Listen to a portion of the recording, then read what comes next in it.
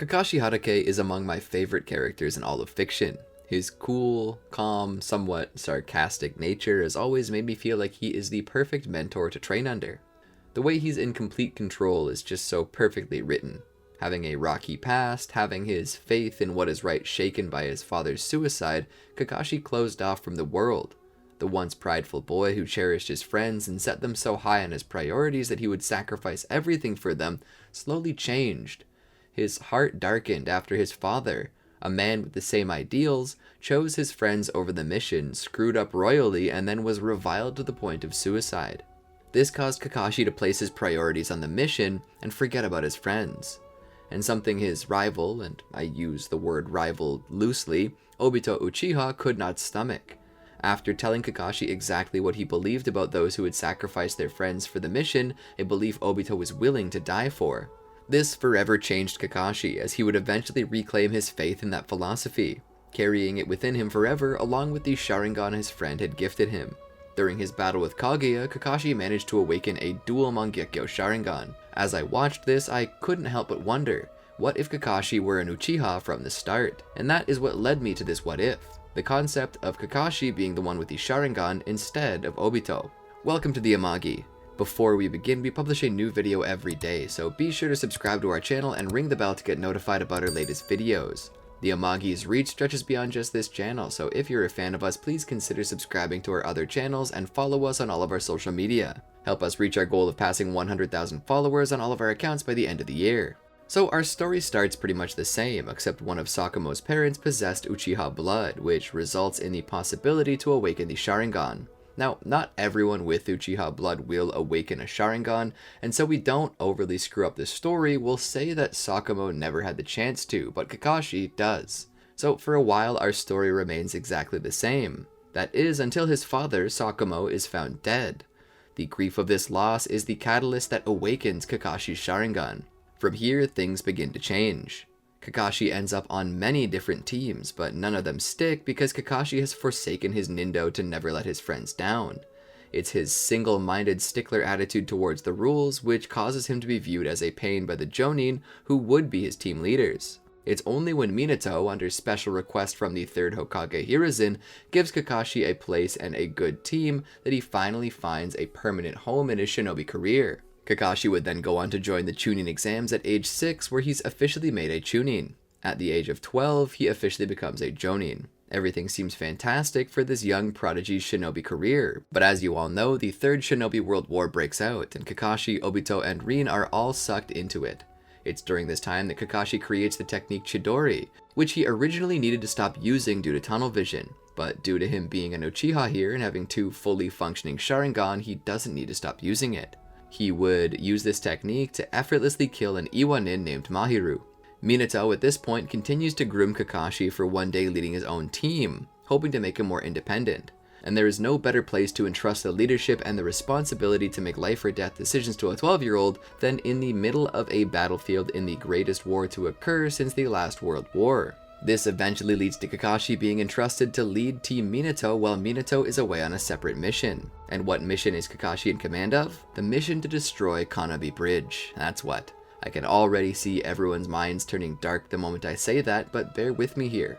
Kakashi would be leading the mission when they run into Kako and Taiseki, teammates of Mahiru. The two quickly capture Rin and flee with her. Kakashi, like always, wants to leave her behind, but Obito quickly exclaims that he plans to go save her, whether Kakashi wants to or not. He would give his famous worse than trash speech to the young Jonin before running off. Eventually, Kakashi's conscience gets the better of him and he decides that maybe it would be best if he also went to rescue Rin. This is enough to bring a tear to Obito's eyes, but that isn't saying much because the change of the seasons is enough to make him cry.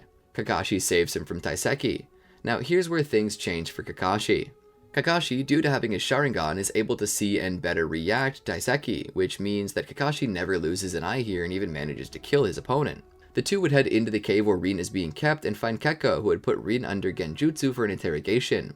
However, Kakashi comes and drives off Kekko, dispelling the Genjutsu as well and freeing Rin. Now, Kekko is still alive and begins to cause a cave-in, but guess what? Well, nobody dies. Well, I mean, nobody on Team Minato. Then again, nobody died originally, they just thought he did, but what I'm saying is that Obito doesn't get crushed by a rock.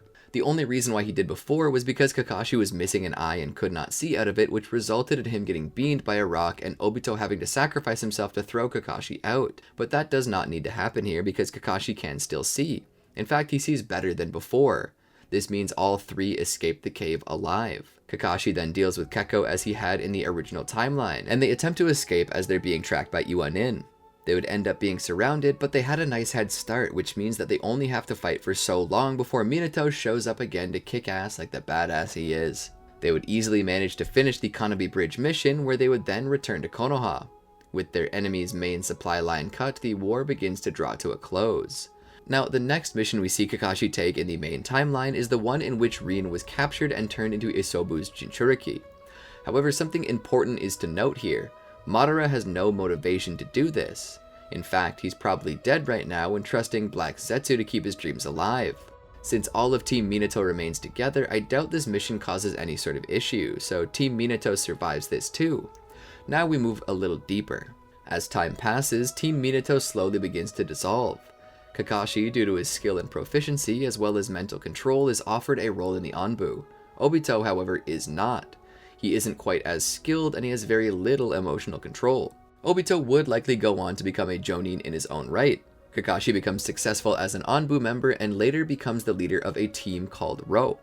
Now, given that Kakashi isn't depressed right now, I see no reason why Minato would want to ask Kakashi to take care of his pregnant wife. He, more than likely, if he were to ask anybody, would ask Rin to, or maybe Obito. And before I continue on, I'm going to headcanon that Rin and Obito at this time are in a deep relationship. Really need a W for my boy Obito here.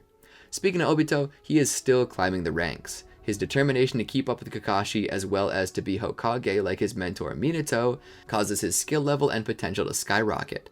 Time then comes around when Kushina has to give birth. Since Obito is no villain right now, and because I do not think Nagato is under the right influence to attack Konoha at present, Naruto is born without any difficulty to Kushina and Minato. Kurama stays sealed and everything is easy peasy.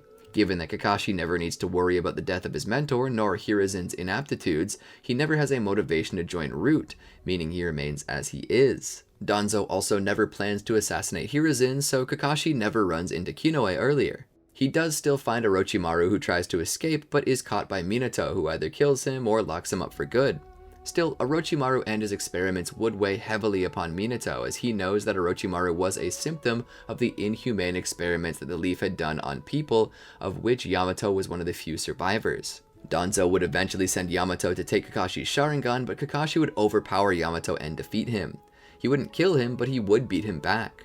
2 years after all this, Itachi is added to Team Ro, of which his equally prodigious nature impressed even Kakashi.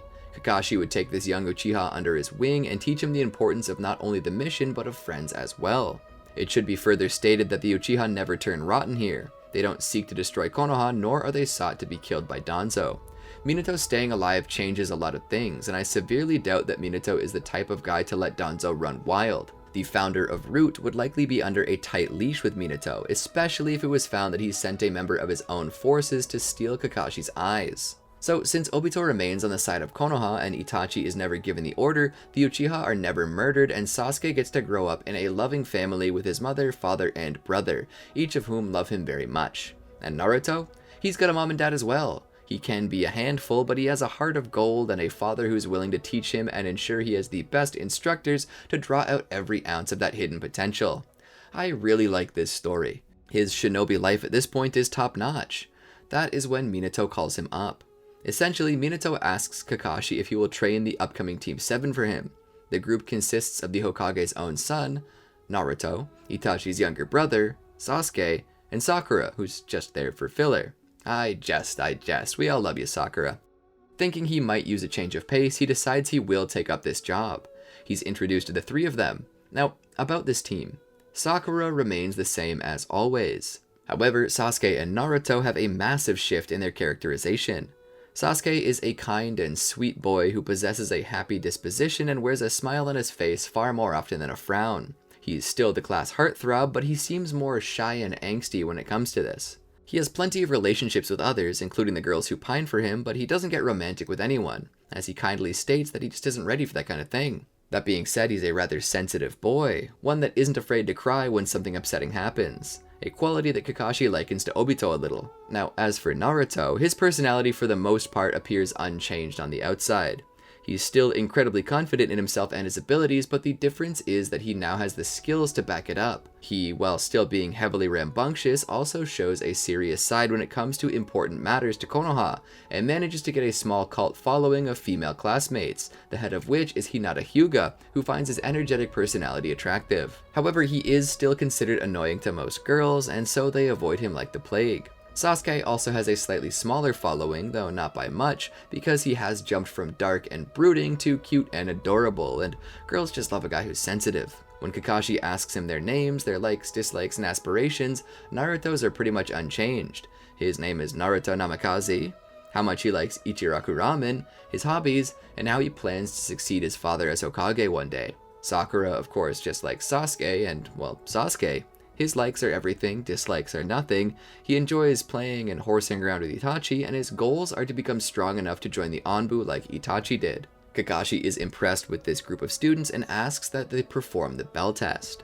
Now, of course, Kakashi can't just say no to them if they fail. This was a special favor from Lord Fourth himself. He just can't say no. But he still believes that the bell test is necessary to at least see where on the charts they rank in teamwork, so he knows how to best instruct them moving forward. This declaration would be egotistical if it weren't possible. Naruto's skill levels, his natural chakra reserves as both an incarnation of Asura as well as a descendant of the Uzumaki, makes him able to do many incredible things and jutsu, chief of which is his ability to use the Rasengan, which requires incredible amounts of chakra control. Sasuke also has incredible chakra reserves, being able to use fire-style fireball jutsu right out of the gate. However, Sasuke's easy upbringing stunts his growth compared to his alternate self. While his main timeline variant was self-taught, he still was stronger. Hatred is a great motivator. Despite having been raised within a loving family, it's also true that Fugaku tended to favor Itachi due to his great feats. The only reason why Fugaku taught Sasuke the fireball jutsu was because Itachi blackmailed his father into spending time with Sasuke. Now, that being said, he's still at least average in the academy to possibly above average, as he had a prodigious nature that allowed him to pick up on things easily and left him a high-scoring student in the academy. And all this being said, Naruto gets really close to nabbing those bells, and Sasuke, despite doing really well, does not. But one thing should be known, this team's entire personality has changed, and they are definitely open to teamwork. Sakura will follow Sasuke anywhere and do whatever he wants. Sasuke is always open to anything that his teammates want or need and will help in any way he can, and Naruto, inheriting both the nature of Minato as well as intelligence and the knowledge that it's okay to ask for help, would quickly devise a plan for all of them to work together. The fear of being failed by Kakashi and kicked from the team is worrisome, but to a point, Naruto knows Kakashi isn't going to be able to kick the Hokage's son from the team, and even if he does, Naruto will just get a better mentor, so he volunteers to be the one to go without a bell. All of this impresses Kakashi, who can already tell that his team is shaping up to be a new legendary Sannin level team. He passes them all and they begin to work. While Sakura is content being anywhere Sasuke is, and Sasuke is perfectly happy saving kittens from trees, Naruto is a bit impatient and feels his potentials being wasted, and so they're given the Land of Waves mission. On this mission, they'd be attacked by the Demon Bros who would target Sasuke, but he'd be defended by Naruto who would scold the boy for freezing up, but offer a hug when he looks like he's about to cry. Naruto's tough on his team members when it's something important, but he isn't heartless, and he knows that his point is made and it's time for a little bit of hugging. Kakashi, on the other hand, pulls Tazuna aside and accuses him of lying about what the mission entails, and severely considered taking his team home. However, Naruto steps up and almost demands that they continue their mission, and Kakashi relents. This is when they face off against Zabuza. Now, Kakashi by this time has become stronger and doesn't need to worry about the strain put on him from using his Sharingan, since he was born with these. He probably doesn't even need help beating Zabuza, but if he did, he could easily rely upon Naruto and Sasuke, both of which would likely formulate the same plan to save him as they did in the main timeline. Zabuza would be incapacitated by Haku, who would feign his death in hopes of getting the drop on Team Kakashi, but Kakashi isn't that gullible and sees through the act eventually. Finally getting to Tazuna's house, Kakashi would have his team train. Now, Kakashi doesn't need to rest here, since his Sharingan are his, there is little drain from using them. He decides to test what his team knows and tells them to climb to the top of the tree by putting chakra into their feet to help them stick to the surface. Naruto, of course, gets it on his first try, not needing any instruction due to the fact that he is the Hokage's son and has near perfect chakra control based on the Rasengan he can perform. Sakura also manages to figure it out, but Sasuke has the most issues of all of them, with his chakra application being too light. However, he receives help, advice, and encouragement from his entire team, which eventually gets him to the top of the tree. Kakashi is impressed a lot by this team's ability to form and nurture bonds, which makes him feel like he has the best possible team in all of Konoha. Now, when Inari has a fit about Shinobi and about how stupid Naruto, Sakura, and Sasuke are for trying to be heroes, Naruto might snap a bit, especially if he feels that the office of the Hokage has been insulted. I could still see him making Inari cry. Tazuna would tell them the story, and I see Sasuke being the one to check up on Inari. As I said, Sasuke is our friendly neighborhood sensitive boy in this AU, and he's going to be the one who will comfort Inari instead of Naruto or even Kakashi. Time would pass and they'd all just be out on the bridge. Just as Kakashi predicted, Zabuza was not dead, and Haku was in cahoots with him the entire time. Zabuza would engage with Kakashi and Haku would engage with Naruto. Sakura would guard Tazuna, and Sasuke would stick by Naruto's side in an attempt to help him fight Haku. However, when the demonic mirroring ice crystals technique is launched, even Naruto's helpless, let alone Sasuke, who can't even see Haku jumping from place to place. Since Sasuke never saw Itachi kill his family and never felt the need to kill him, Sasuke's Sharingan have yet to awaken, making him really just a drag on Naruto right now. That being said, Naruto does have a plan in which Sasuke can help. Naruto believes that if they can manage to burn up all the mirrors at once, then they can break the jutsu, and the best way to deal with ice is with fire. And the best part of that is that as an Uchiha, fire-style chakra tends to be their affinity. Naruto has Sasuke stand back to back with him and simultaneously perform the fireball jutsu with him in an attempt to shatter the mirrors by burning them all away, and this actually succeeds. However, the battle is far from over, and Haku still attempts to kill them at this point. He uses his Senbon attack to target Naruto, but Sasuke would jump between the two of them and take the shot meant for Naruto and go down. Naruto would believe that Sasuke died, and this sets him into rage mode. However, because Kushina never passed the Nine Tails to Naruto, that rage mode is just normal rage mode. But that doesn't mean it isn't still powerful. Naruto basically summons like 100 shadow clones, each one bearing a Rasengan, and just pelts Haku with them. Haku doesn't need to stand between Kakashi and Zabuza to die, because this'll do it. Also, Kakashi kills Zabuza pretty easily. They would all mourn over Sasuke until Kakashi points out that the being isn't dead, just comatose. Everyone seems to be lightening up a bit until it's revealed that Inari and Tsunami are captured by Gato's men, and are being used as leverage to try and get them to stop construction on the bridge. I feel like it would be in Naruto's character at this point in time to wait until night fell to sneak into Gato's camp and save Inari and Tsunami, and given that he is the son of Minato and trained as such, I sort of feel like he easily does this. The town would rise up against Gato and his men, kick them out, and the bridge would be finished, still keeping the main timeline name of the Great Naruto Bridge. Returning to the village though, it's business as usual, going back to saving cats and walking dogs. That is, until strange shinobi that nobody recognizes starts filling into the village. Among these is Gaara and his siblings.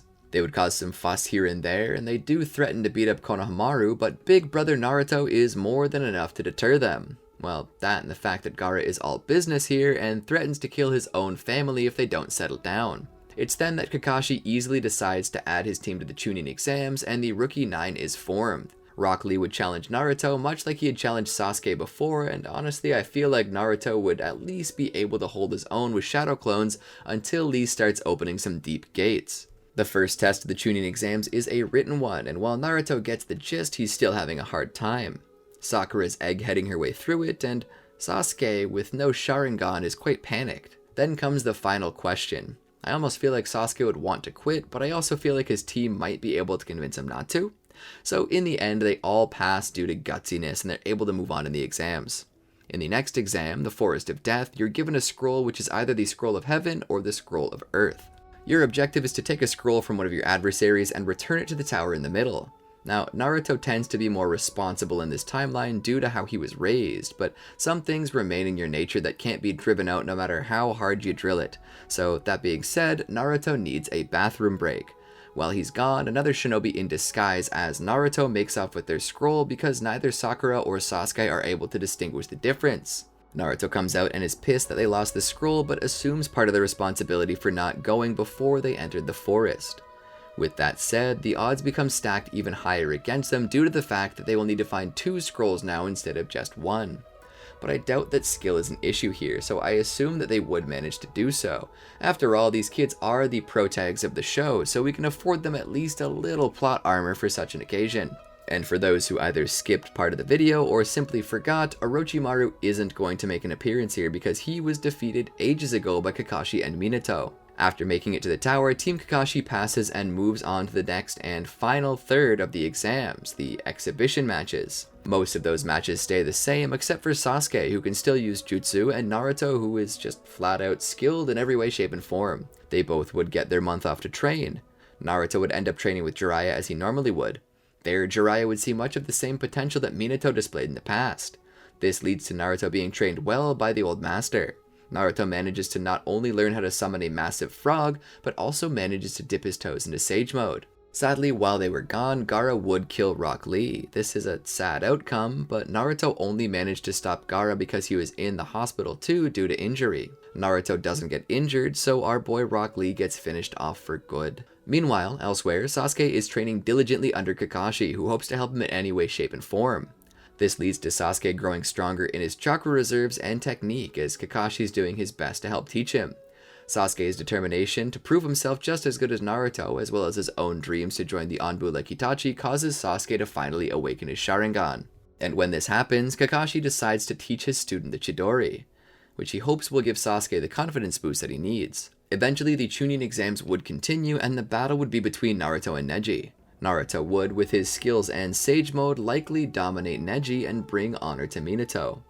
Next comes Sasuke's battle against Gaara. Sasuke is fashionably late, something he profusely apologizes for to the crowd, and then proceeds to fight. This actually would go exactly the same as it does in the original. The only difference is that right in the middle of the fight, after Sasuke stabs him with Ichidori, Gaara would freak out and let Shukaku out right then and there, causing massive destruction to the arena. He would be defeated by the combined efforts of Jiraiya and Minato, and Sasuke would be declared the winner. Given the isolated incident, which would be handled with the hidden sand at a later time, they decide not to call off the exams, and the finals eventually come, which sees Naruto face off against Sasuke. At this point, after hearing all that Naruto can do, he has accepted that he cannot win, but he endeavors to push Naruto as hard as he can, which he manages to do. However, when Naruto displays his Sage Mode, Sasuke sadly gets completely smashed. However, Team Kakashi did so well in the exams that all three are promoted to Chunin. We would move into the 2.5-year time skip after this because since Minato never died, there's no reason for Naruto and Jiraiya to seek Tsunade. And since Orochimaru is no longer an active player in the plot, there is no Sasuke recovery mission and Team 7 stays together for the most part. However, Naruto does decide to leave with Jiraiya to learn Sage Mode, but in truth, he's impressed by Sasuke's strength and offers to bring him as well. Sasuke agrees. They'd ask Sakura if she'd like to go, but she has plans to study medical ninjutsu under Rin Nohara. During their time with Jiraiya, both Naruto and Sasuke managed to grow incredibly strong, and both managed to master Sage Mode to an incredible degree. They'd return to Konoha, where Team 7 would reform and proceed to do another bell test with Kakashi-sensei. However, due to the entire team getting stronger, as well as Naruto and Sasuke threatening to spoil the new Icha Icha novel, Kakashi loses. But that is when they're sent on a special mission. Gaara was kidnapped by the group known as the Akatsuki, and the current Kazekage, Gaara's father, has asked them to retrieve him. They go there and find Kankuro poisoned by Sasori, and it's up to Sakura to heal him. Eventually, Sasuke and Naruto go off to find Gaara, but they need to split up when Deidara attempts to escape with his body. Naruto and Kakashi go after Deidara, and Sasuke and Chiyo go to face off against Sasori. In the end, Sasuke manages to land a fatal blow with his Chidori, and Naruto manages to reclaim the body of Gaara. Chiyo uses the one's own life reincarnation jutsu to bring him back, though she does die in the process. Sadly, Kankuro also dies.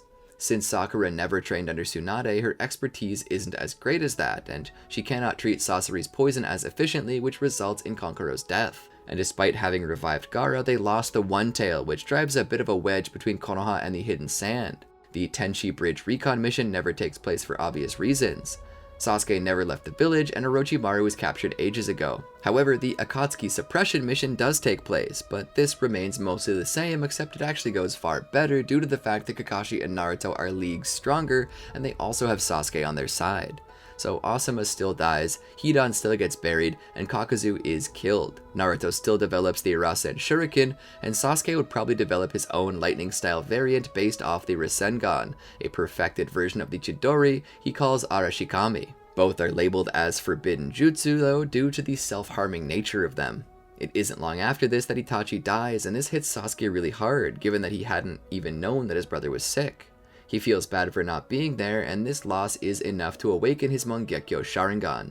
But if you think I'm going to stop there with killing characters, you are sorely mistaken. Jiraiya is also sent by Minato to the village hidden in rain, where he attempts to investigate the Akatsuki, and by extension, Pain. But Jiraiya is killed.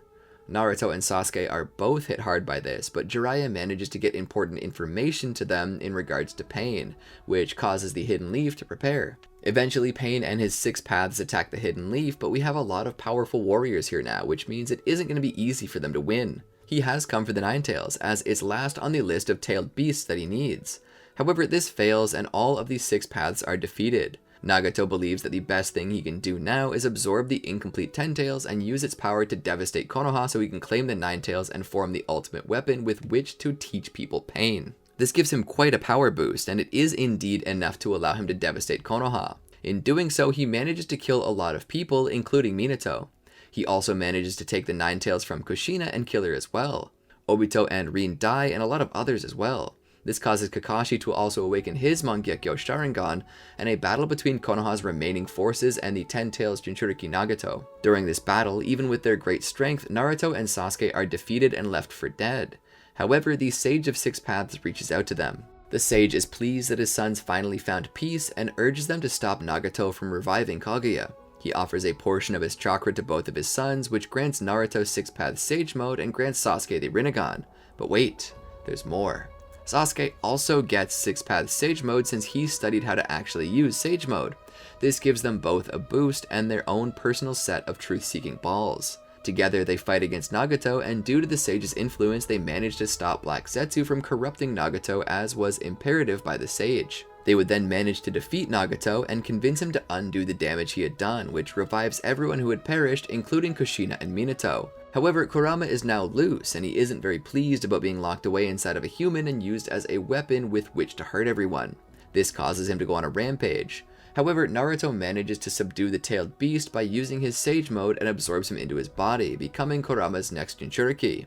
From here, everything becomes peaceful once again. Naruto manages to marry Hinata Hyuga, and they give birth to both Boruto and Himawari, and Sasuke marries Sakura, with them giving birth to Sarada.